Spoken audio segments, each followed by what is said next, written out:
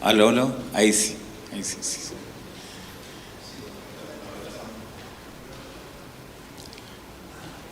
Bueno, vamos a comenzar. No hay mucha gente acá, hay algunos conectados también por streaming. Y bueno, este encuentro va a quedar grabado, ¿ah? En la página de la asociación, por lo tanto también se va a poder ver a posteriori. A nosotros nos convocó a hacer un encuentro sobre ética, gobernanza y desafíos anticorrupción, puesto que esta es una de las temáticas que más preocupan, ¿eh?, a la ciudadanía por una parte, pero también a los gobiernos locales. Estamos constantemente asediados por noticias en los medios de escándalos de corrupción, por noticias relacionadas con conflictos de interés, ¿eh?, y por sucesos que tienen que ver con falta de probidad.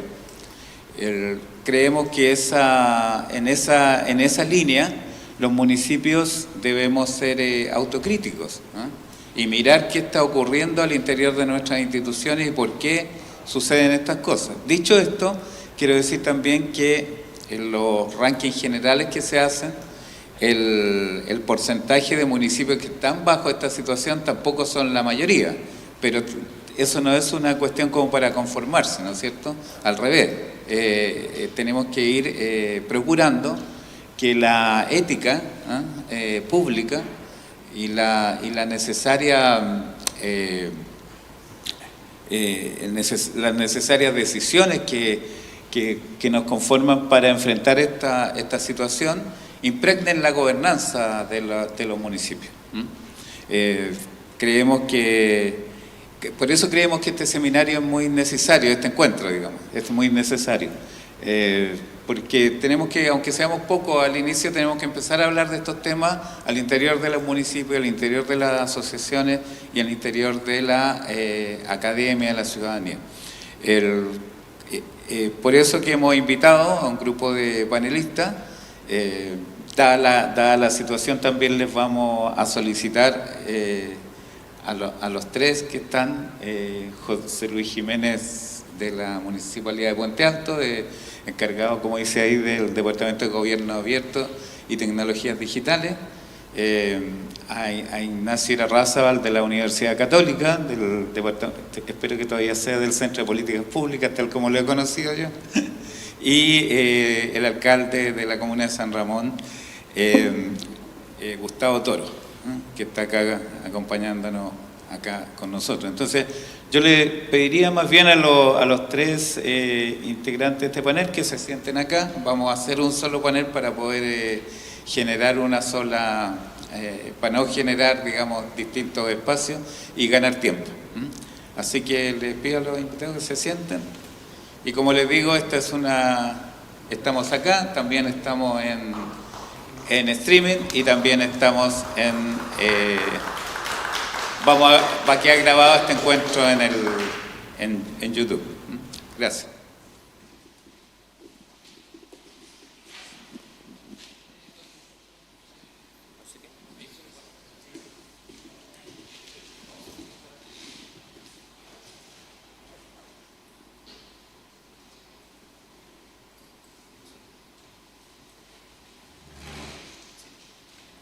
¿Aló? ¿Aló? ¿Se escucha? Muy buen día, mi nombre es José Luis Jiménez Sandoval, soy administrador público de profesión y trabajo en la Municipalidad de Puente Alto. Respecto del tema y lo que estábamos conversando con Ignacio recién yo quiero contar una breve anécdota primero. Cuando tenía 22, 23 años y estaba en un ministerio haciendo mi práctica profesional y tenía que pegar los boletos de la micro para poder cobrar una retribución, que era lo que uno hacía al terminar la práctica, al terminar el mes.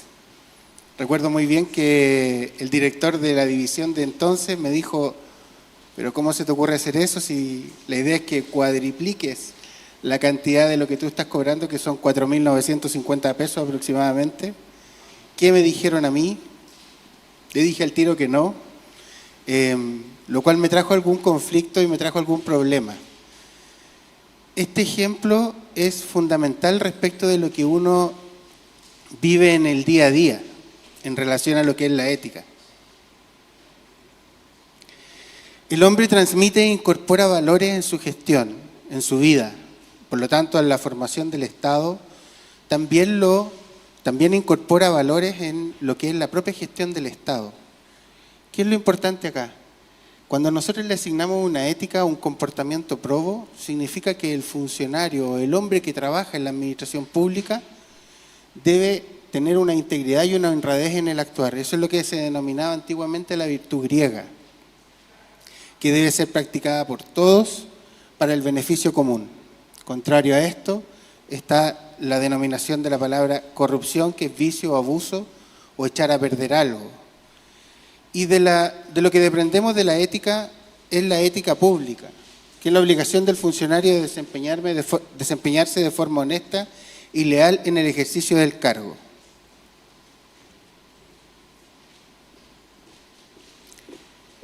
¿Qué es lo importante de esto? Entender también qué es lo que es la acepción de corrupción. Corrupción, Transparencia Internacional lo define como el fenómeno por medio del cual un funcionario es impulsado a hacer algo de forma distinta a la manera en la que se realiza con un marco normativo adecuado. En Chile, la Comisión Nacional de Ética Pública define esto cuando un agente público, en trabajo con un cliente o en directa relación con un cliente, traspasando todo lo que es la legislación vigente, comete un abuso en relación al ejercicio de su cargo. A su vez, estas dos definiciones me permiten determinar cuáles serían las 4 causas de corrupción que nosotros vemos. En la municipalidad, a nivel local, puede ser la crisis moral de la sociedad moderna. Cuando nosotros hablamos genéricamente de lo que es la corrupción, hablamos de que existe una crisis moral.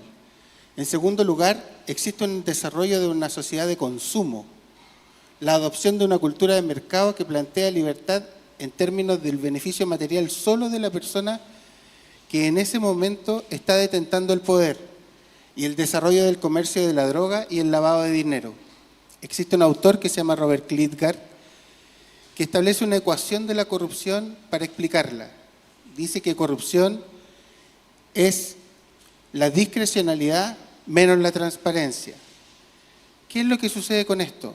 El funcionario público tiene la capacidad de decisión en relación a la actuación pública, en relación a los trámites, en relación al ejercicio del poder, y la transparencia, que viene a ser uno de los aspectos más importantes, está en menor grado. Por lo tanto, Robert Klitgard lo que dice que es la discrecionalidad menos la transparencia potencian las labores de la corrupción. ¿Cómo vemos esto? A través del tiempo, Chile ha tenido una tradición de probidad pública. Esa tradición de probidad pública nos permitía entender de que el índice de percepción de corrupción, desde los años 90 hasta la actualidad, Chile estuvo en los primeros lugares, llegando a obtener el lugar número 18 en el mundo. Hoy día estamos muy alejados de ese índice de percepción. Uruguay es el primer país en Latinoamérica y nosotros estamos marcando aproximadamente 60 y fracción puntos, teniendo en cuenta que acercándose más a 100 es un país que tiene una percepción de mayor probidad.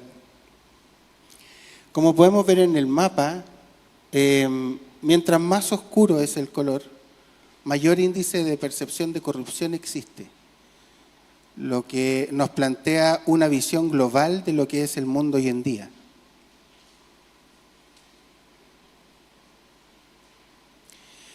Pero ¿qué desafíos tenemos nosotros para poder enfrentar el flagelo de la corrupción? La capacidad que tenemos como municipalidad, ahora acotándonos a lo que es la legislación vigente y a lo que es los gobiernos locales, la capacidad que tiene un municipio para coordinar actores, recursos y decisiones en un territorio y en un municipio que es complejo, que crece, que tiene diferente, que se va transformando. Es una conducción que se debe realizar estratégica y multisectorial. Debemos entender de que la transparencia emanada desde la ética debe ser un eje fundamental para enfrentar el flagelo de la corrupción.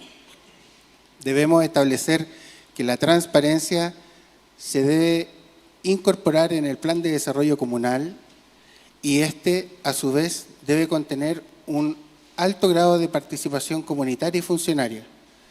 En segundo lugar, establecer a la transparencia en un plan estratégico comunal que permita a la autoridad establecer cuál sería un eje estratégico fundamental para poder guiar el accionar municipal y, en tercer lugar, profesionalizar la gestión interna municipal.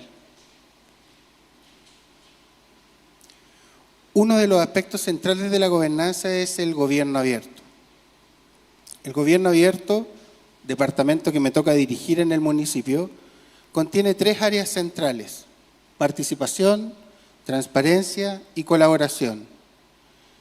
En transparencia tenemos todo lo que son los portales de visualización de datos, el portal de transparencia municipal, y también existen los portales de datos abiertos, la capacidad que tenemos nosotros de disponer de información pública para que la ciudadanía no solamente haga un control social, sino que para que nosotros como municipalidad tomemos decisión con datos. En la colaboración e innovación se gestiona la transversalidad y la interoperabilidad. Estamos trabajando actualmente en la interconexión de todas nuestras bases de datos a nivel interno, municipal, que nos permita tomar decisiones de manera adecuada. No solamente que Obras tenga una base de datos, que exista una base de datos en la oficina de parte o en tránsito, sino de disponer de una base de datos única que permita categorizar al vecino, saber qué hace, cómo, cuándo y dónde. Y en tercer lugar está la labor de parte... hay algo que no mencioné. En colaboración e innovación, la implementación de laboratorios de innovación se ha tornado algo que están realizando varios municipios. Y estos laboratorios de innovación no vienen sino a ratificar de qué manera podemos realizar acciones que sean innovadoras para poder enfrentar muchas demandas que tenemos de los vecinos. En Puente Alto, más allá de implementar un laboratorio de innovación, empezamos a trabajar con los funcionarios en una escuela de innovación. No quisimos implementar un laboratorio por implementarlo, sino que partir con una modificación conductual de los funcionarios, y para eso hemos realizado ya 3 charlas y 3 escuelas de innovación en conjunto con el laboratorio de innovación, que nos ha permitido hoy día tener agentes innovadores en cada una de las direcciones municipales. Son 19 las direcciones. Y el último aspecto es la participación. La participación, nosotros estamos trabajando fuertemente en lo que son las consultas ciudadanas y el trabajo en terreno. Ya el Pladeco se hizo con mesas territoriales, pero esto abarca un poco más en relación a lo que son las decisiones que el alcalde en este minuto está disponiendo para que la gente tome decisiones y estas decisiones sean vinculantes, decisiones que se llevan a la práctica, una actividad nueva que estamos desarrollando y que estamos disponiendo para que los vecinos puedan participar efectivamente en el territorio. ¿Cuáles son los aspectos centrales que hemos desarrollado en Puente Alto? Primero, la voluntad política, estableciendo la transparencia como un eje estratégico municipal. Ese eje estratégico municipal está dentro de los 4 pilares que el alcalde en su gestión y en su plan estratégico ha impulsado, y nos ha encargado especialmente un trabajo colaborativo con la Dirección de Control, Administración Municipal y Secretaría Municipal. La creación de una Dirección de Integridad y Gestión Municipal, si bien nosotros no somos una dirección, que es algo que nosotros apuntamos a que podamos ser una dirección a futuro, el Departamento de Gobierno Abierto, Transparencia y Tecnologías Digitales es el que tiene a su cargo guiar la agenda de probidad y transparencia en su conjunto. Somos el ente que no dependemos de la Dirección de Control, pero somos un ente que hoy trabajamos en Administración Municipal proponiendo acciones de mejora y trabajando las 3 áreas: gestión, tecnología y transparencia. Adhesión de la transparencia al plan estratégico y al Pladeco. Hoy estamos trabajando con el personal de SECPLA para evaluar el Pladeco y uno de los ejes que ya les había mencionado, que era la transparencia, se estableció un plan estratégico a 4 años que pudiera implementar el alcalde, el cual va a ser medido y es medido con el trabajo en conjunto con el Comité Técnico Administrativo, que son los directores, con la posibilidad de incorporar estas materias en el Plan de Desarrollo Comunal. Capacitación a funcionarios municipales y dirigentes vecinales, capacitación a funcionarios en materias de probidad y transparencia, a través de una escuela que hemos creado y realizamos aprestos presenciales a un grupo masivo de funcionarios y aprestos virtuales con libre inscripción de funcionarios, y damos charlas sobre protección de datos, transformación digital, damos charlas sobre transparencia municipal, damos charlas sobre declaración de interés y patrimonio y agenda lobby.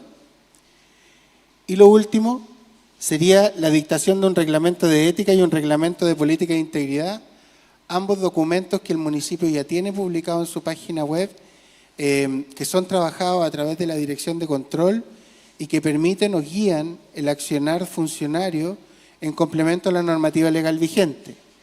Hemos establecido una gestión con sentido y fundamentalmente una gestión analizando datos que nos permita a nosotros tomar decisiones. Creo que uno de los grandes aspectos, de las grandes modificaciones que hemos hecho en relación a las acciones municipales ha sido la obtención de datos de cada una de los trámites. Tenemos un portal de datos abierto a la comunidad y que hoy día permite que los departamentos tomen decisiones desde el punto de vista de la tecnología, que tiene que ver con la analítica de datos. También hemos ganado premios nacionales de innovación realizando digitalización de servicios, lo que permite evitar la discrecionalidad del funcionario a la hora de tomar una decisión frente a la consulta de algún vecino. Muchas gracias.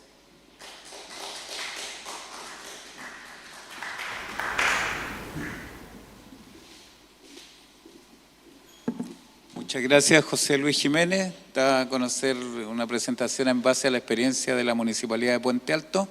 Le damos paso a Ignacio Irarrázaval, del Centro de Políticas Públicas de la Universidad Católica, Instituto de Políticas, ya no me acuerdo. Centro, sí, cambió en algún momento, ¿o no? ¿O siempre fue centro? Centro, entonces Centro. Centro de Políticas Públicas de la Universidad Católica.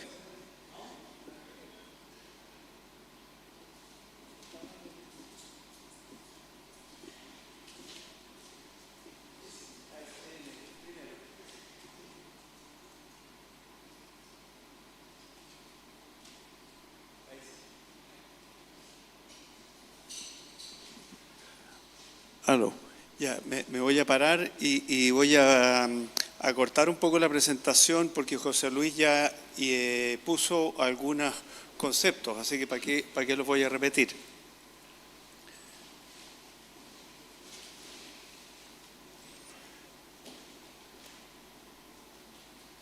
Ahí vamos.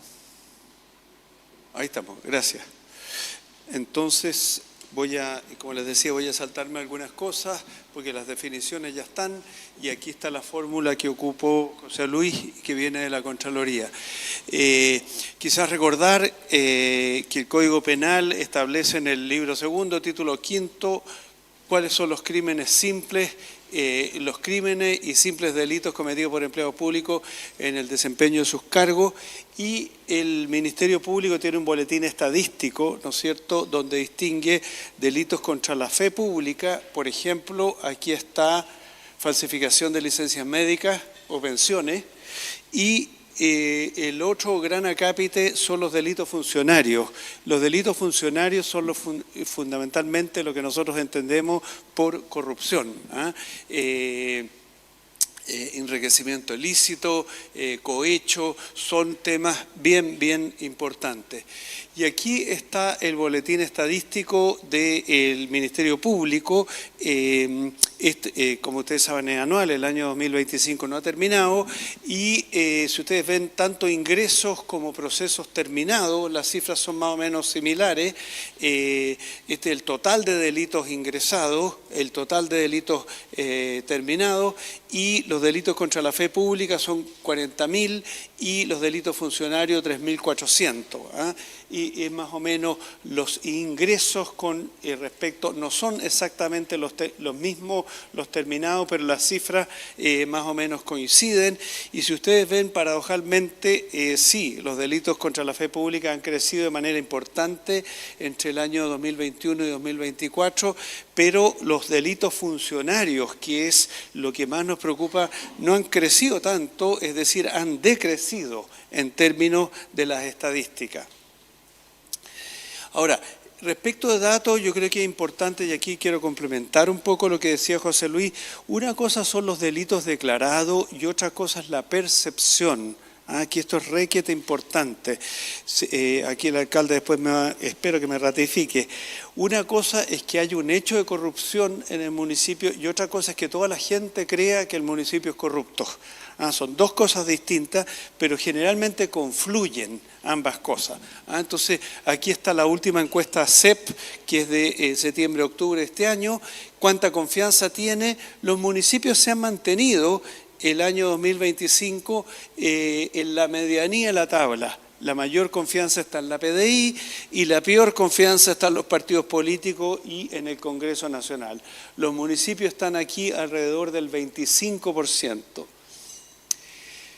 Aquí estamos comparando en el tiempo, desde el año 2002 a la fecha. En azul están los municipios y en rojo está el gobierno central. Aquí hubo un pequeño cambio interesante, el 2014, en que hay un poco más de confianza en los municipios respecto al gobierno central. Este es un estudio de la OECD sobre la confianza en Chile y lamentablemente el nivel de confianza en los municipios es de nuevo, está en la medianía de la tabla, es en casi un 36%, pero claro, aquí está de nuevo la confianza en los partidos políticos, el nivel de confianza que tenemos en Chile respecto de los gobiernos locales. Este rombito es el promedio de confianza de los gobiernos locales de los países de la OECD. O sea, en Chile confiamos menos en los municipios que lo que se confía en la OECD. Y aquí, esto es la encuesta CADEM, año 2024, esto ya es más duro porque aquí no están preguntando sobre confianza, sino que percepción de la corrupción. Ojo, estos no son los delitos funcionarios registrados por el Ministerio Público, este es el ciudadano de a pie, la ciudadana de a pie que le preguntan ¿cuán extendida cree usted que está la corrupción en los partidos políticos, el Congreso, la municipalidad, los tribunales de justicia? Y ahí sí los municipios, esto es el año 2015, aquí hay un salto temporal bien grande, 2023 y 2024. Y aquí ustedes pueden ver que hay un salto grande en la percepción de corrupción de los municipios. Les reitero, esto es percepción, no son hechos notificados al Ministerio Público con procesos judiciales de por medio. Y aquí hay una cuestión interesante, que este es un gráfico de una encuesta que hizo el Instituto Libertad y Desarrollo. Es interesante porque ellos están comparando en un índice la percepción intuitiva versus los hechos. Entonces, por ejemplo, aquí Gendarmería aparece en este índice en la medianía de la tabla en términos de percepción de corrupción, pero en términos de hechos concretos es poquito. Lamentablemente, los municipios en este gráfico están justo en el vértice opuesto. Alta percepción y en términos de cantidad de hechos concretos están en el umbral más alto. Y quería mostrarle, este es un estudio que hizo un estudiante de doctorado, ya se doctoró con este trabajo que es bien interesante. Tomó los 345 municipios del país entre el año 2015 y el 2022 y hizo, esto no es corrupción, son sospechas de corrupción. Entonces su análisis estadístico son faltas funcionarias graves auditadas por la Contraloría, y por faltas funcionarias graves son faltas graves, complejas y muy complejas. Y otro parámetro de corrupción, de posible corrupción, es licitaciones públicas poco competitivas. Es decir, licitaciones públicas donde hay un oferente único. No necesariamente esto significa un hecho de corrupción, pero ustedes saben, si es que hay un oferente único, a uno le cabe la sospecha, o licitaciones abiertas solamente con menos 4 días hábiles. Entonces, tampoco uno puede necesitar licitar algo urgentemente y está dentro de los plazos, pero claro, de alguna manera hay una sospecha.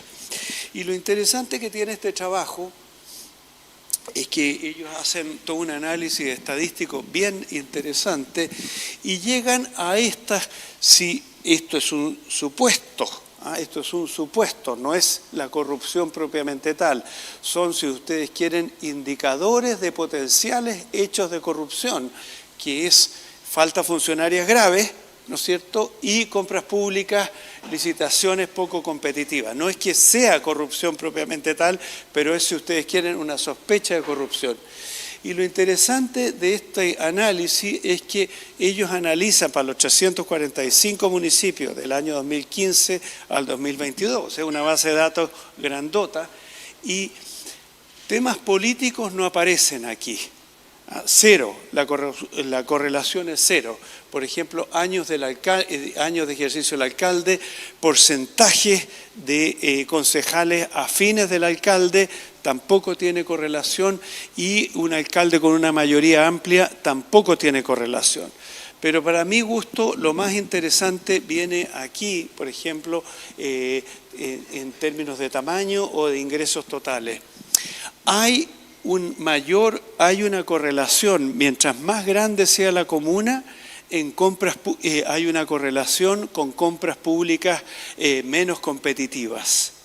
Y lo mismo pasa aquí en municipios con ingresos totales muy grandes, o con municipios que tienen una gran cantidad de ingresos del Fondo Común o ingresos por el fondo del FNDR. Entonces, aquí hay una cosa rara, que uno pensaría, uno pensaría que un municipio grande tiene más capacidad para formular licitaciones competitivas, pero hay una correlación que intuitivamente funciona al revés. Uno esperaría que los municipios grandes tienen más capacidad para formular buenos procesos de licitaciones, pero lo que nos muestra esta crucecita es que hay una correlación positiva. Y al revés también es interesante que las irregularidades funcionarias tienen una correlación negativa con el tamaño poblacional y con los ingresos totales.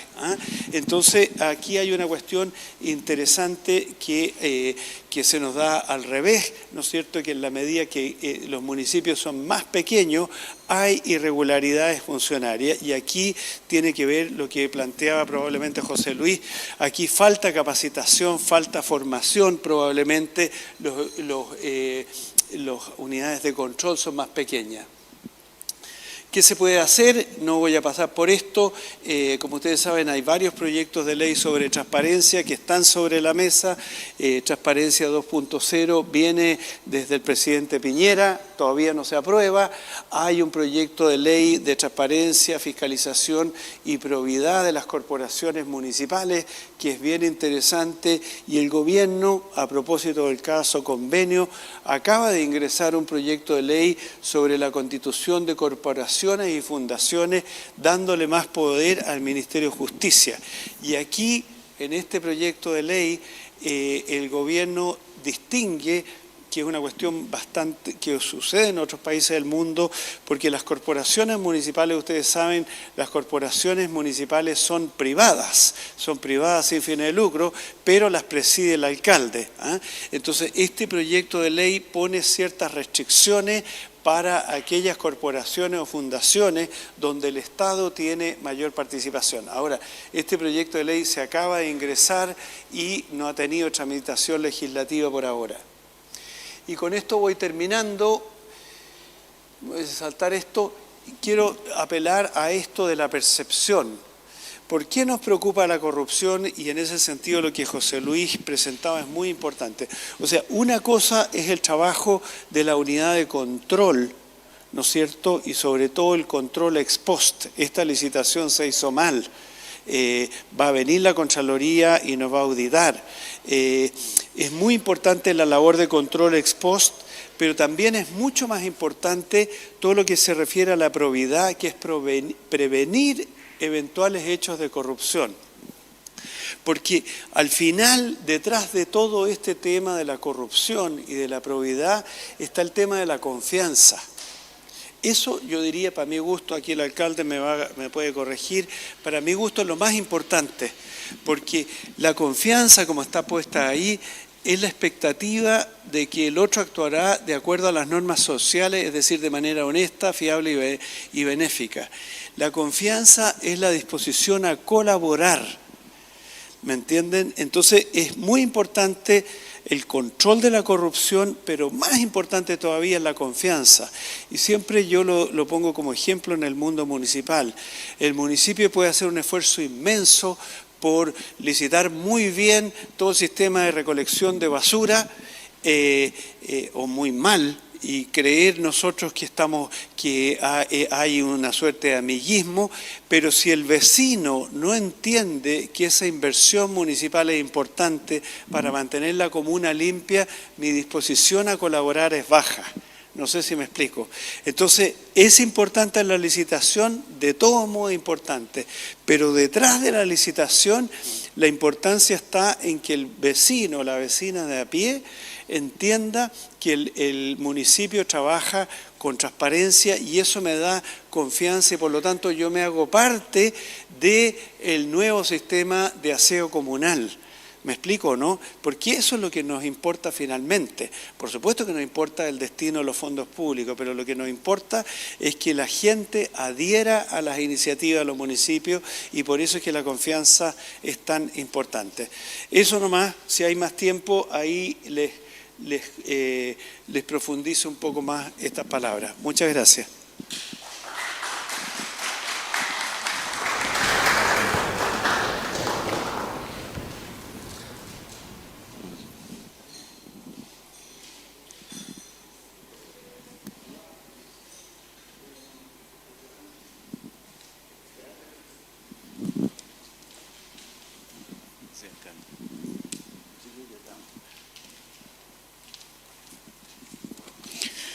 Bueno, buenos días. Me han pedido moderar un poquitito y obviamente lo primero que queremos es escuchar la reacción del alcalde Gustavo Toro, a quien agradecemos que esté acá con nosotros, sobre estos dos desafíos. Por un lado, una buena práctica, una bonita experiencia que nos cuentan desde el municipio de Puente Alto, con toda una unidad que se ha desarrollado para esto, muy interesante la experiencia, pero también los datos que nos entrega el profesor Irarrázaval, que son muy provocativos, digamos, muy desafiantes. Entonces quisiera darle la palabra al alcalde para que reaccione a esto.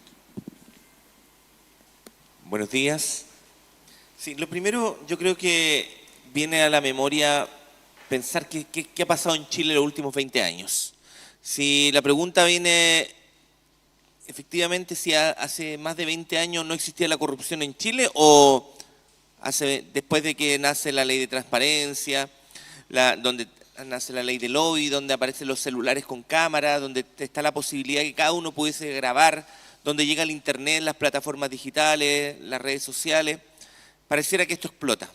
Y pareciera que son elementos que hacen que, si bien en forma independiente y separada, cada uno cumple un rol, pero se conjugan en un mismo sentido, que es mostrar la vida de las personas.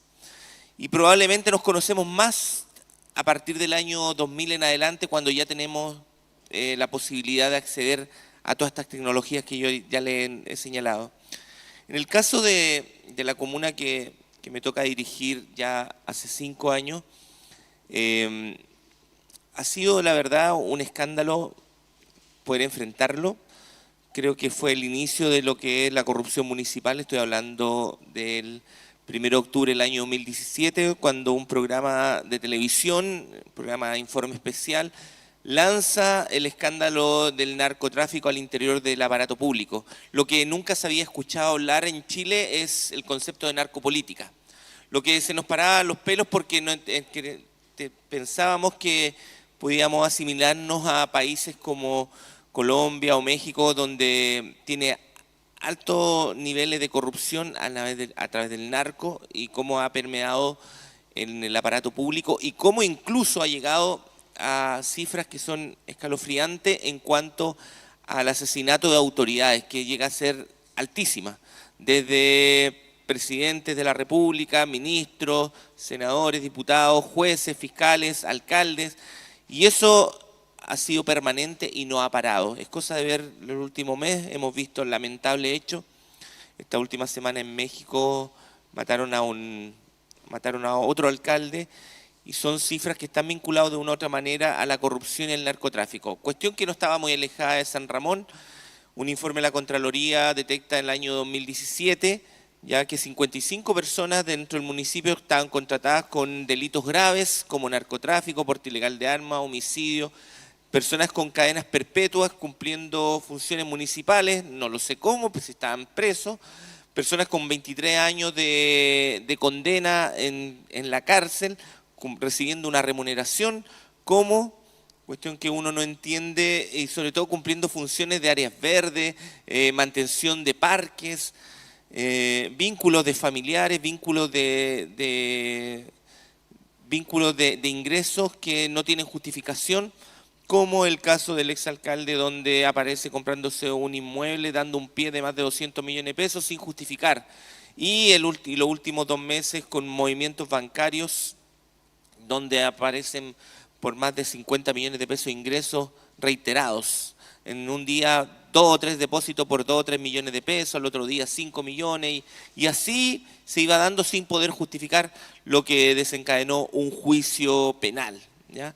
Lo digo porque en ese tiempo yo era concejal de la comuna, me tocó enfrentar esto, yo de profesión soy abogado, con una resistencia tremenda, el consejo era todo por parte del exalcalde, nadie se atrevía a hablar de esto, era un desfile de todos los partidos políticos, y lo digo siendo muy responsable, ¿ya? De todos los partidos, tanto de derecha como de izquierda, un desfile de personeros políticos por el municipio. Por tanto, encabezar esto a un solo partido político creo que es bastante injusto, y no porque lo quiera defender, porque yo no milito en ese partido del exalcalde, es porque creo que lo he visto en forma transversal. Luego, siento que desde el año 2017 hasta el año 2025 ocurrieron varios hechos. ¿Y por dónde se desencadena esto? Y me gustaría acá que un poco lo entendieran, porque fue difícil. Pero darse cuenta que un concejal trabajaba en el gobierno regional, que era el jefe de la DIVAN, donde se entregaban los recursos para los proyectos importantes. El gobierno regional entregaba a la municipalidad, el concejal aprobaba, ¿ya?, las empresas que se adjudicaban, pero además él era el dueño de la empresa que se adjudicaba los proyectos, ya eso estaba podrido. Ahora, luego empezamos a descubrir que había un vínculo entre el concejal y el exalcalde en transacciones. Ahora último descubrimos que después de 8 años de juicio, porque se logró la condena este año, ahora está en la Corte Suprema, los abogados del exalcalde hoy día están en prisión porque están involucrados en un escándalo público famoso de la muñeca bielorrusa, donde incluso hoy día se notificó que el ministro que estaba vinculado a estos abogados quedó suspendido, otros han sido destituidos porque se les pagaban coimas con cruceros. Entonces, cuando uno empieza a mirar y dice, bueno, el Poder Judicial, altos ministros de la Corte Suprema vinculados con personeros del gobierno regional, vinculados con alcaldes, vinculados con concejales, vinculados con abogados, o sea, estamos podridos. El escenario uno podría decirlo, bueno, lamentablemente mejor cerremos el boliche, bajemos la cortina y vámonos para la casa porque es poco lo que podemos hacer. Pero creo que tenemos que ser valientes y tenemos que ser fuertes y tenemos que pensar que la función pública es la que nos conduce al desarrollo de un país. Si no tenemos función pública, si no tenemos política, si no tenemos personas que trabajen en razón de los demás, la verdad es que vamos a tener un país que cada día va a ser más pobre, un Estado que tiene que llegar a los lugares donde los privados no llegan, como sectores de la comuna de San Ramón, donde contamos con 6 cajeros automáticos, donde no tenemos cadenas de farmacia importantes, donde hay un supermercado, donde probablemente cuesta más acceder a los medicamentos, por eso tenemos 2 farmacias municipales, donde cuesta acceder a los servicios a las personas más vulnerables. Por eso es importante el Estado, no porque queramos darle trabajo a un montón de personas. Lo importante y lo significativo es que a través del Estado podemos construir un país mucho más justo. Pero el problema es que ¿qué tipo de personas trabajan en el Estado? ¿Qué tipo de personas están vinculadas al poder? ¿Y cuáles son los objetivos, los fines que nos conducen para llegar a trabajar en razón de los demás? Es una cuestión que hoy día mis 2 expositores anteriores lo han demostrado. La fe pública está hoy día tremendamente desgastada, nos creen poco, sí creen más en la persona que en la institucionalidad. Por ejemplo, mostraban el caso de la Iglesia Católica, que tiene unos índices muy bajos de credibilidad. Y probablemente en la época de los 80, los 90, la Iglesia Católica marcaba cerca del 70-80% de credibilidad.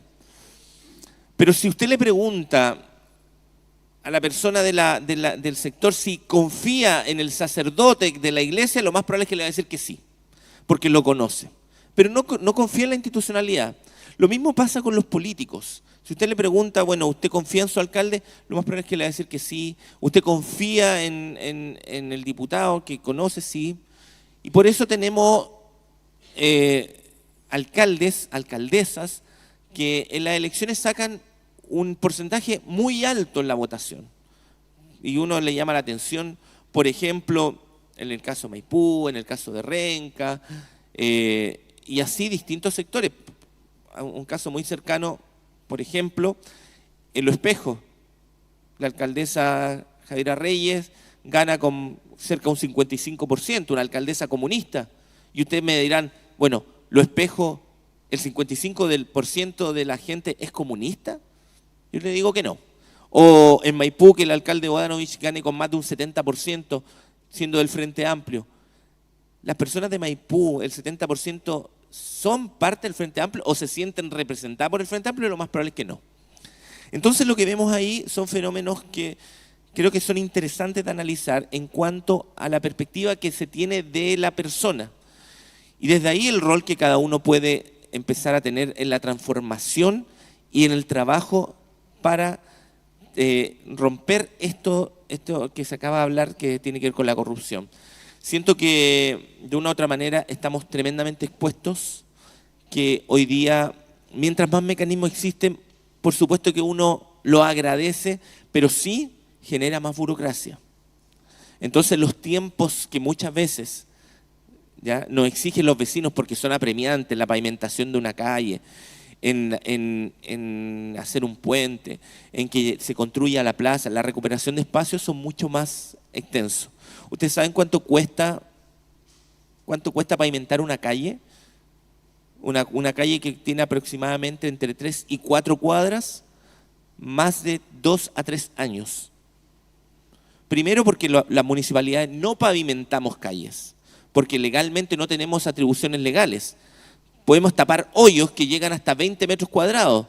Y si nos pasamos de los 20 metros cuadrados, estamos cometiendo una falta que los municipios podemos caer hasta notable abandono de deberes, porque la ley establece que es una facultad del Servio Metropolitano pavimentar las calles. Y pavimentar una calle tiene un costo altísimo.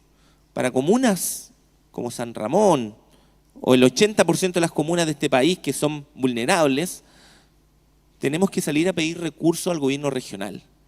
Una calle entre 4 a 5 cuadras de hormigón cuesta más de 1.000 millones de pesos. Eso cuesta, porque tiene todo un sistema técnico y es complejo. Ganarse ese proyecto significa postularlo y lo más probable es que te va a demorar más de un año. Luego hacer la licitación pública, luego hacer y pasar todos los controles que establece la ley, te va a demorar aproximadamente 4 o 5 meses. Pero lo más complejo es que cuando ya te ganaste ya los recursos, ya se adjudicó la empresa los recursos, el proyecto, eso va en consulta al Serviu y se demora un año más en revisarse el proyecto. Es decir, a los vecinos hay que decirle que mínimo 2 años y medio a 3 años se demora en pavimentarse una calle con el mejor de la suerte. Para finalizar, creo que es muy importante tener todos los mecanismos de control que sean necesarios, pero no puede ser que estos mecanismos vayan en son del progreso y sean más burocráticos, y al final generamos destruyendo el progreso que tanto necesitan las comunas como San Ramón, como Lo Espejo, La Pintana, que son comunas que requieren urgente del Estado. Si el Estado no está presente, los pobres cada día van a ser más pobres en este país. Muchas gracias.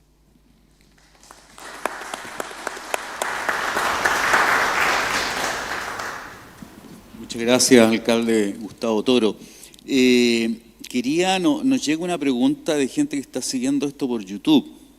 Y yo creo que José Luis tal vez pueda ser el más indicado para contestarla, digamos.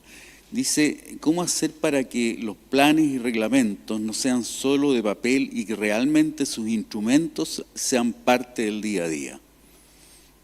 Qué difícil.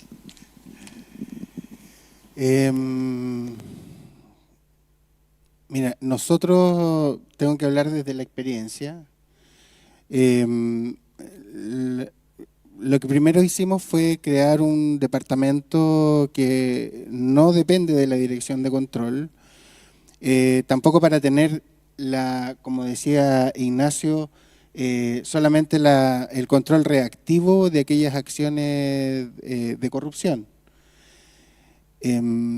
Cuando se crea el Departamento de Gobierno Abierto, se crea pensando en que sea ex ante, que nosotros podamos realizar acciones que permitan a la municipalidad enfrentar un cambio conductual del funcionario, y ahí sí trabajamos con la Dirección de Control porque nos tomamos en la política de integridad en su conjunto. La Dirección de Control Municipal de Puente Alto elaboró un reglamento de ética y un reglamento de integridad pública, y también se estableció un procedimiento donde el director que ejerce fe respecto de las acciones permita hacer denuncias anónimas para los funcionarios a través de un procedimiento único y que permita al resto de la gente ver si ha visto algún tipo de acción que no proceda, poder hacer la denuncia que corresponde. Es bastante difícil poder dar una recomendación, pero lo que se hizo en Puente Alto es que Control empezó a dar charlas y capacitaciones a los funcionarios para poder comprender y no solamente quedar en un papel publicado a través del portal de transparencia municipal para dar cumplimiento, sino más bien empezaron a hacer charlas respecto de distintas áreas donde asisten más de 150 funcionarios por jornada, bajando la información en primera instancia y en segundo explicando cuáles son los alcances de una política de integridad en su conjunto. Fundamentalmente eso. Interesante. Profesor Irarrázaval, yo quería hacerle 2 preguntas. Uno, me pareció súper interesante los estudios que mostraba. Ahora, en este gráfico que cruzaba los hechos con percepción, los municipios aparecían súper arriba, eran campeones totales. Yo no sé si en ese gráfico, como en la otra estadística se presentaba, se ponderó por volumen, por cantidad, digamos, porque claramente los municipios, bueno, son 345 a nivel nacional, son cientos de miles de funcionarios, y ahí me queda un poquito esa duda. Pero lo otro que quería ir también como más al fondo tal vez del tema, en delincuencia nos pasa, todo el mundo lo dice, que las cifras de Chile son relativamente moderadas comparadas con el contexto regional y sin embargo somos campeones en la percepción de inseguridad en Chile. Entonces ahí hay distintas apuestas, el PNUD incluso años atrás hizo todo un informe dedicado a esta brecha que hay en Chile, digamos, diciendo que el miedo a la delincuencia podía tener que ver con problemas sociales o inseguridades sociales, qué sé yo. Tendrá que ver también, ¿no?, este tema de la corrupción y la alta percepción de corrupción, que ver con un problema más de fondo de la convivencia, de la desconfianza que tenemos. Dos preguntas como que están en dimensiones bien distintas, digamos, pero me atrevo a planteárselas. La primera respuesta es no, en el sentido de que lo que hizo estas personas del doctorado, ellos registraron hechos, posibles hechos de corrupción, predictores de corrupción, pero no está ponderado por tamaño, por montos involucrados. Y yo efectivamente hemos sido incapaces de hacerlo, así que me lo reconozco. Claro, como los municipios son 345 versus 28 ministerios versus 100 servicios, la probabilidad que ocurra algún hecho que sea denunciado públicamente es más alta que los otros servicios centrales. Pero yo no lo he podido hacer aún, que es ponderar en montos de recursos, y lo más probable es que los montos de recursos involucrados en hechos de corrupción en los municipios sean inferiores a los grandes hechos de corrupción que hemos visto a nivel país, que son realmente miles de millones. Entonces, sí, habría que hacer eso. Igual tampoco nos deja tranquilos, porque un hecho de corrupción es un hecho de corrupción, pero lo que tú planteas es bien importante. Un paréntesis, nada que ver. Oye, felicitaciones, aprovecho el alcalde aquí de San Ramón, qué valentía. Esto es otro tema, nada que ver, pero qué valentía haber enfrentado eso, y me alegro por la comuna y por todo el trabajo que han hecho. En verdad, no lo mencionamos esto, aquí hay Quijotes, apóstoles, si uno es creyente, que han hecho desafíos grandes. Y respecto a la segunda pregunta, esta percepción, el alcalde también, nosotros hemos analizado mucho lo que él llama la confianza directa e indirecta, y eso es así. O sea, yo no confío en los políticos, pero sí confío por el parlamentario por el que voté. No confío en la banca, son todos ladrones, pero confío en el banco en el cual yo tengo cuenta corriente. Ahora, aún así eso no es suficiente. No es suficiente, porque yo igual necesito confiar en la institucionalidad. O sea, sabemos que tenemos un buen alcalde, sí, parece que sí, confío en el alcalde, yo voté por él, pero necesito que todo el funcionariado también sea probo. Ahora, y yendo al fondo de la pregunta que tú hacías, hoy en día la inseguridad, la subjetividad manda, y la inseguridad y la subjetividad particularmente hay que abordarla. Yo no gano nada con salir a las calles a explicarle, oiga, ¿sabe usted que la tasa de homicidio en Chile es la más baja de Latinoamérica? Estamos casi más bajo que Uruguay, y la probabilidad de homicidio en Colombia 5 o 6 veces. ¿Puedo yo como alcalde, como alcaldesa salir a las calles y decir eso? No se preocupe, está solamente en su mente. No basta. La percepción hoy día es casi una certeza. Uno puede decirle, oiga, vecino, ¿sabe que acabamos de renovar todo el sistema de recolección de basura, y nuestra comuna es la que más ha invertido en términos relativos en sistema de recolección de basura? Es que yo la veo sucia. Igual tengo que abordarlo. Entonces, estamos en ese paradigma hoy día que es muy complicado. Nosotros, una anécdota, tenemos un podcast donde comenta en persona, y el director ejecutivo de Paz Ciudadana precisamente puso el ejemplo que tú decías. En Chile hay una altísima percepción de inseguridad que no se condice con los hechos violentos que vemos, porque no sé si afortunadamente, los crímenes que estamos viendo hoy día tienen una categoría tremenda, pero no son tantos. pero como los estamos viendo y son horrendos, estamos apanicados. Y esta persona de Paz Ciudadana explicó esto de que la percepción era más fuerte que la realidad, e incluso el presidente Boric retuiteó eso diciendo: cálmense, pero yo, si fuera presidente, si fuera alcalde, si fuera director de seguridad, no puedo ir a donde la gente y decirle: oiga, no, tense tranquilo, si la tasa de homicidio en San Ramón, en Puente Alto, es más baja que la de Honduras. ¿Qué me importa? ¿Qué me importa? Usted tiene más temor de ser asaltado en la noche si en verdad no ocurren tantos homicidios en la noche. Bueno, yo tengo miedo y punto. Eso es lo que vale y eso es lo difícil que tenemos de abordar esas percepciones, y lo mismo pasa en el tema de corrupción. O sea, puede que un municipio no tenga hechos fuertes de corrupción, pero si hay un atisbo, si veo que alguien se salta la cola por el lado, por alguna cosa, el municipio es corrupto. Entonces, tenemos que abordar la percepción, porque la percepción está sobre la mesa hoy día, aunque el hecho efectivo no sea tal. Muchas gracias, Ignacio. Muy interesante la respuesta. Alcalde, quería ver yo... el crimen organizado a nivel local, eso parecía ser una cosa de película, como usted mismo lo decía, digamos, una cosa que sucedía en Colombia, en México, qué sé yo, y de repente sucedió en Chile y teníamos crimen organizado inserto en el ámbito local.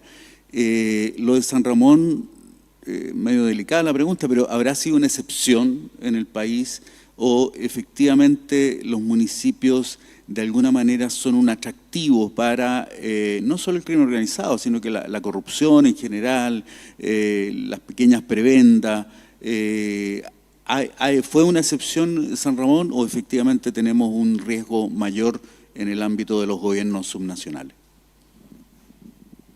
Yo creo que es una buena pregunta para saber cómo estamos hoy día.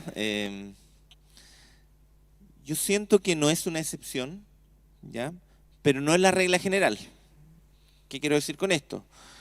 Que creo que hay otros casos y se han podido salir a la luz pública, probablemente no al nivel de narcos al interior de un municipio, pero sí de delincuentes que han intervenido de una u otra manera en los municipios. Y probablemente tienen más poder que los mismos narcos, ¿ya?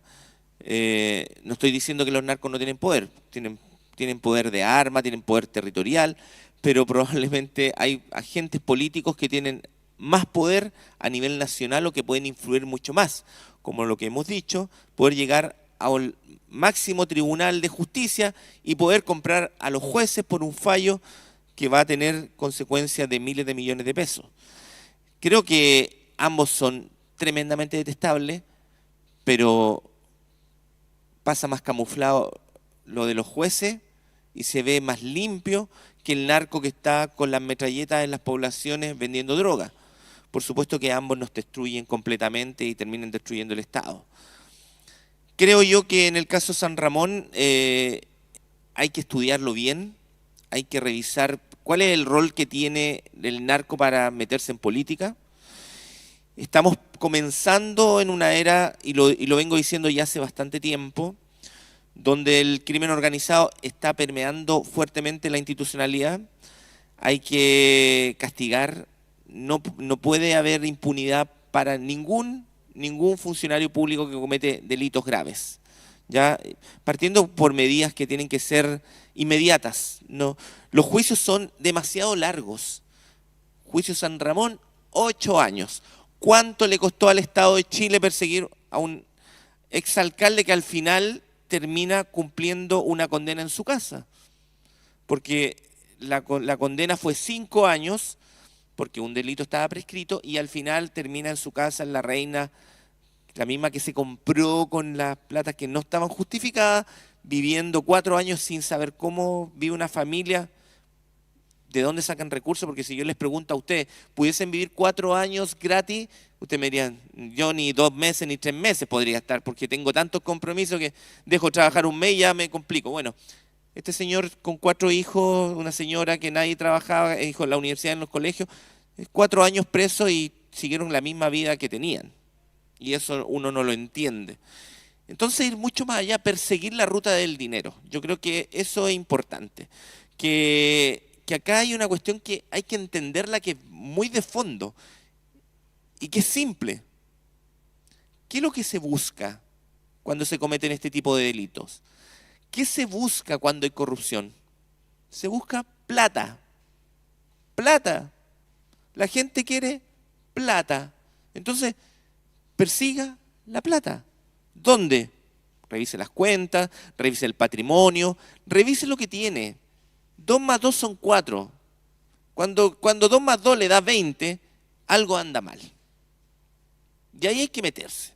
Porque una persona que no viene de una familia adinerada que recibe una herencia, o no tiene negocios anteriormente, o pertenece a un holding empresarial, ¿de dónde aparece comprándose una casa de 500 millones de pesos?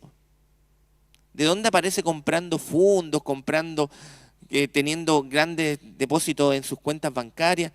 No tiene justificación. Si, menos mal, hoy día tenemos la obligación, a través de una ley de transparencia, de publicar las remuneraciones de todos los funcionarios públicos. Entonces, si usted quiere saber cuánto gana un alcalde, revíselo y va a saber cuánto gana. Si usted quiere saber cuánto gana el parlamentario, cuánto gana el funcionario público, lo puede saber. Entonces, no es algo que esté fuera de la órbita. Lo decía recién José Luis, en el caso de lo que están haciendo en Puente Alto, y los felicito. Qué bueno que puedan tener un departamento que trabaje en pro de la transparencia. También hay observatorios que están midiendo la transparencia. El otro día, a raíz de esto, vino un funcionario del Consejo de la Transparencia de San Ramón y nos decía que el año 2021, cuando yo ingresé como alcalde, el porcentaje de San Ramón no llegaba ni siquiera al 28% en la transparencia. 28% en torno a la transparencia que teníamos que desarrollar, activa y pasiva, en lo que publicábamos y en las respuestas que nos hacían las personas comunes y corrientes. 28%. Hoy día estamos en un 98%. O sea, hemos crecido enormemente.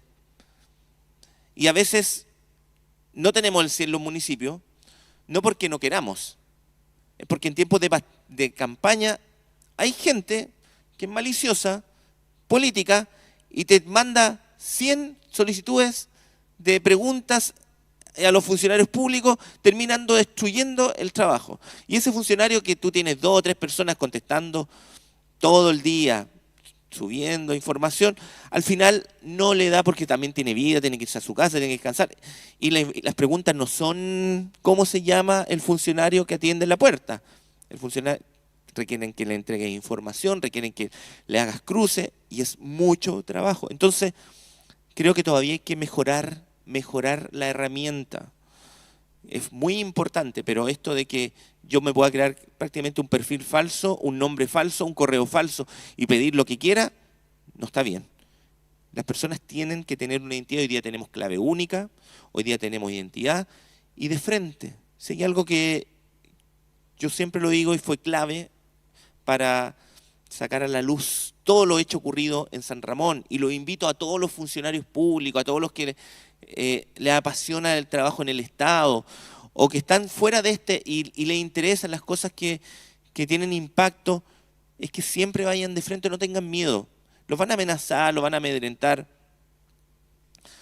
Yo no me siento orgulloso de esto, pero lo digo también en razón de lo que significa. Yo llevo ya 6 años con protección policial 24 horas al día, con 2 policías que me andan acompañando.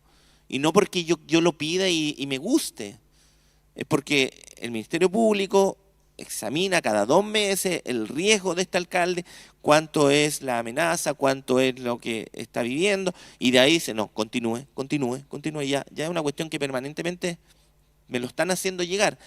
Pero eso tiene que ver con el trabajo que también estamos haciendo enfrentando al narco. Hoy día tenemos unas tasas bajas en relación al sector donde estamos, con delitos graves. Se acabaron los fuegos artificiales en San Ramón. Parecía Disney cuando llegamos. Todos los días tiraban fuego. Y era una cuestión que claro, puede ser atractiva en un minuto, pero ya cuando es toda la noche y no puedes dormir y se escuchan las balaceras, es complejo. Y cuando las balas ingresan al hogar, es más complejo. Y cuando hay niños que tienen neurodivergentes que no pueden dormir, que además tienen crisis a raíz de todo esto, es más complejo. Se los digo porque las realidades están presentes. Hablar de delincuencia, hablar del crimen organizado como que fuera la solución tan fácil, la verdad es que no es tan fácil. Acá hay verdaderas bandas que están involucradas, que tienen que ver con crimen organizado a nivel internacional, como el Tren de Aragua, que está instalado ya en la región metropolitana, en sectores vulnerables. Tienen un vínculo y además trabajan profesionalmente.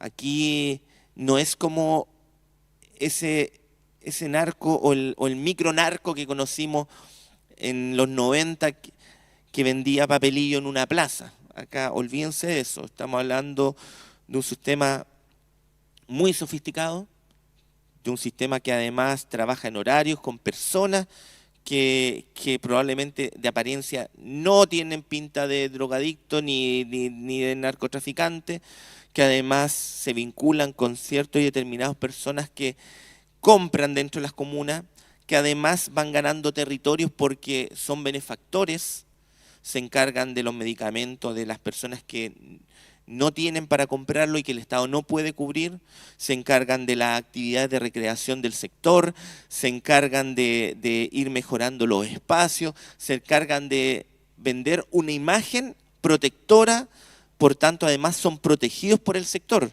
Estamos hablando que no es fácil ingresar y destruirlo. Además tenemos policías que cada día se están replegando más y que no están enfrentando no porque no quieren, es porque no tienen ya el mismo nivel en cuanto al armamento, el mismo contingente, y porque además muchos de ellos nos dicen, si yo saco la pistola y disparo, lo más probable es que a mí me van a condenar y me voy a ir preso. Y además, si yo voy en una persecución de narco, con un compañero lo más probable es que me salgan 5 o 10 con una ametralladora que me van a matar, y tengo familia. Entonces, esa es la realidad. Hoy día estamos enfrentando una crisis de seguridad, lo decía el profesor, donde nuestros inspectores municipales son la primera línea, son los primeros que llegan. Por eso es importante que esta ley de seguridad que se discute esta semana con fuerza salga. Son los primeros que están en contacto, pero también protejámoslos. Hoy día incluso a muchos se involucran en hechos que para proteger a los vecinos, y cuando ocurren situaciones complejas los terminan pasando como testigos o formalizando a los inspectores municipales. Cuestión que uno dice, ¿cómo es posible que a un funcionario municipal lo terminen formalizando por estar trabajando por la seguridad de la comuna? Bueno, es que no tiene atribuciones, es que lo retuvo, es que justo ahí, hace 2 meses atrás, en San Ramón, violencia intrafamiliar, un sujeto, nos llamaron, Carabineros no llegó los inspectores municipales, el sujeto sale arrancando, los inspectores salieron en su persecución, el sujeto cae, lo toman detenido, le ponen las esposas, le da un paro cardíaco, se murió el sujeto. Llega el fiscal y quiere pasar al funcionario municipal como imputado, cuasi delito de homicidio. Si el funcionario municipal no hubiese llegado, la mujer que estaba sufriendo violencia, que estaba siendo golpeada, probablemente lo hubiesen matado. Menos mal que pusimos resistencia, fuimos fuertes, terminamos agarrándonos con el Ministerio Público, diciéndole que cómo es posible, y al final doblamos ese gallito, pero sí han ocurrido hechos que son lamentables. Entonces, con esto termino. Organicémonos entre el Estado, seamos capaces entre los distintos órganos del Estado tener una sola hoja de ruta y seamos conscientes que el enemigo no son las ideologías políticas. El enemigo tiene que ver con el crimen organizado, tiene que ver con las personas que están destruyendo el Estado y las personas que están cometiendo delitos al interior del Estado. Esos son los enemigos. Muchas gracias, alcalde Gustavo Toro. Me dicen que estamos más o menos llegando al tiempo, entonces les voy a hacer una pregunta provocadora, a los tres, digamos. A propósito de este tema, este domingo 14, hay una fecha muy importante que son las elecciones presidenciales, digamos. Entonces, sin entrar a hablar de preferencias específicas de cada uno, pero ¿cómo han visto el tema de la ética en esta campaña, por un lado, pero sobre todo en las propuestas que se están discutiendo en el contexto de la campaña? Si acaso han visto ustedes señales de buenas propuestas en materia de mejorar la ética pública. Quisiera partir por José Luis y luego vamos. ¿Aló? La verdad es que yo no, más allá de las modificaciones legales que nombró el profesor, no he visto una propuesta clara por parte de los candidatos en relación a la transparencia pública. Lo que sí es continuar, lo que uno ve y lo que uno aprecia en el día a día es continuar con la labor legislativa, continuar con la labor que hoy día existe en el marco jurídico que nosotros tenemos y perfeccionarlo. Pero no he visto en los planteamientos fundamentalmente de ambos candidatos una determinación en relación a lo que es la ética pública. Hablamos sí, o se habla en relación, y esto lo veo de manera genérica, en relación a lo que es el cuoteo político, en relación a lo que son los compadrazgos, y podemos hablar respecto de temas que son más micro. Pero no vi un planteamiento yo general respecto de la acción gubernamental respecto de la ética pública.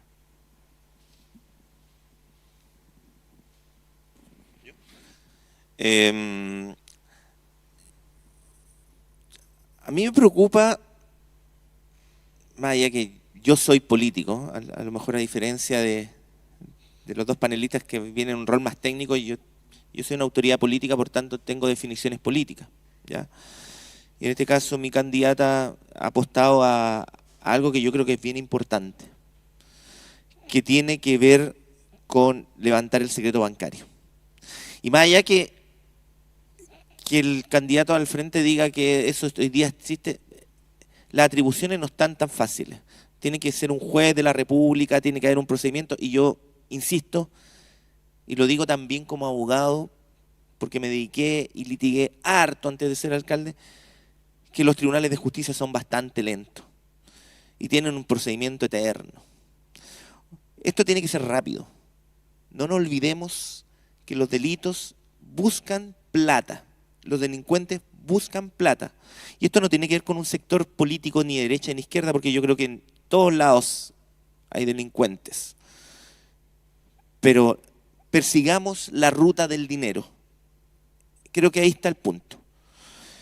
Veo una candidata que lo ha dicho y hay resistencia a un sector político que no quiere.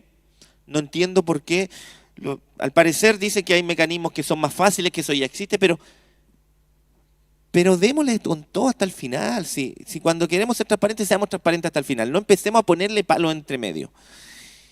Sí me preocupa muchas veces los equipos, más que los candidatos, de ambos lados, que a veces uno dice, son los mismos sujetos que estuvieron metidos en colusiones o estuvieron metidos en gobiernos que no dieron respuesta o que no son capaces de enfrentar ciertas determinadas situaciones. Pero tengo esperanza que quien gane lo pueda hacer bien. Y espero que más allá de que hoy día estemos divididos hasta el domingo, que el lunes seamos un solo país.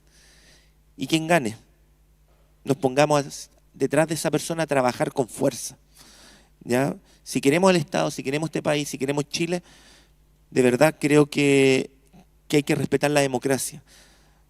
Un factor fundamental que no se trató mucho en este panel, que la corrupción termina destruyendo la democracia. Y si no tenemos democracia en un país, la verdad es que no tenemos nada que hacer. 10 segundos para decir algo que pasó en San Ramón. 2021, en mayo fueron las elecciones. Yo perdí el año 2021 en las elecciones. Pero me di cuenta que intervinieron la elección, el exalcalde, y estaba haciendo malversación en los votos y también intervino en las mesas. Lo llevamos al Tribunal Electoral, primera vez en Chile, ya, que se declaró fraudulenta una elección y la repetimos. Cuando todos los alcaldes asumieron en junio, San Ramón no tenía alcalde. En agosto, en julio se repitió, se hizo bien, ahí estuvieron todos los miembros del CERVEL, la Fuerza Armada, la prensa. Éramos 6 candidatos. Yo en la primera vuelta, con corrupción y todo, logré sacar el 24% y el exalcalde, con corrupción y todo, sacó el 26%. En la segunda vuelta, yo pasé el 50% solo y éramos 6 candidatos. Y eso demuestra que sí estaban intervenidas las mesas. Y sí trataron de jugar chueco. No puede ser que el 40% de las mesas hayan sido votos asistidos, porque no tenemos 40% de personas en discapacidad. Eso es imposible. Cuando llega al 2%, 3%. Entonces, a cuidar la democracia creo que es muy importante. Y quien gane, a trabajar para que le vaya muy bien. Porque si le va bien a él, le va a ir bien a Chile también.